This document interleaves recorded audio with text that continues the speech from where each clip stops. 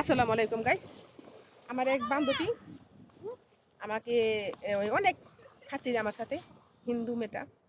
তো ও বলছে যে ওর ভাইরা ব্যবসা করবে, আমাকে কোথা থেকে 3 লক্ষ টাকা এনে দেবো। তো আমি তাকে 2,30,000 টাকা এনে দিছি এক জায়গায় থেকে, অন্য একজনের কাছে সুদি করে এনে তাকে আমি দিছি। তো দেওয়ার পরে এখন 3 বছর হয়ে গেছে আমার টাকাটা, কিন্তু সে আমার টাকাটা ফেরত দিচ্ছে না। কেন দিচ্ছে না? সে দিতে পারতেছে না। যে লোকটা ব্যবসা করবা দিচ্ছিল সেই লোকটা নাকি তার সাথে বেমানি করছে, এখন তাকে টাকাটা ফেরত দিচ্ছে না। তার জন্য সে আর আমাকে টাকাটা দিতে পারতেছে না।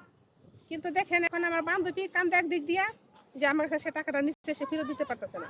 আর আমি কান্দে আরেক দিক দিয়া যে টাকাটা আমি এক জায়গা থেকে আইনা দিছি, সে লোকটা এখন বলতেছে আমারে যে তোমার বাড়ি আমারে লেখা দাও, তোমার বাড়ি ঘর আমাকে লেখা দাও, তাহলে তুমি টাকা আইনা দিছো, এখন তুমি টাকা দাও। কিন্তু এখন আমি টাকা তো দিতে পারতেছি না।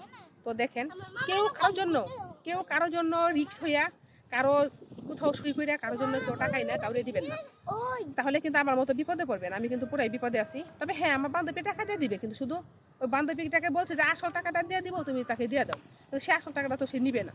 এখন তো সে তো মনে করেন আমার কাছে থেকে তো তার, সে বলতেছে স্ট্যাম্প নিবে কিংবা এই যে আমার কিছুটা লেখা দিতে হইব।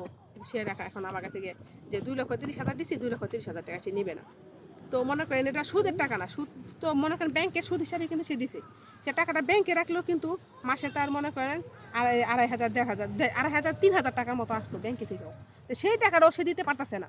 তো এখানে তো যার কাছে আমি টাকা আনছি তার দোষ না, দোষ টাকার দোষ আমার বান্ধবী। কারণ সে টাকাটা আনিছে কিন্তু আমাকে ফেরত দিবে, এবং সুদটা যেটা আসে ব্যাংকে সেই থেকে একটু বেশি টাকা ওই লোকটাকে দিবে, এটা বইলে কিন্তু সে টাকাটা আনছে। টাকাটা কিন্তু আমার না। তো কেউ কারো কাছে থেকে টাকা পয়সা আনবেন না, বা কারোর জন্য টাকা পয়সা নিজের লাগলে আনবেন, ব্যবসার জন্য নুন করবেন নিজের জন্য, কিন্তু অন্য কারোর জন্য না। কারণ অন্য কারো বুদ্ধিতে কিন্তু সবাই কিন্তু মরে। নিজের যদি বুদ্ধি থাকে তাহলে করবেন, আর পরের বুদ্ধিতে এমন কিছু করবেন না যাতে আপনি হাইরা যান। একে কি বলে জানেন? হাইরা যাওয়া। আমি কিন্তু হাইরা গেছি। তো এখানে বড় ধরনের হার আমি হারছি একটা।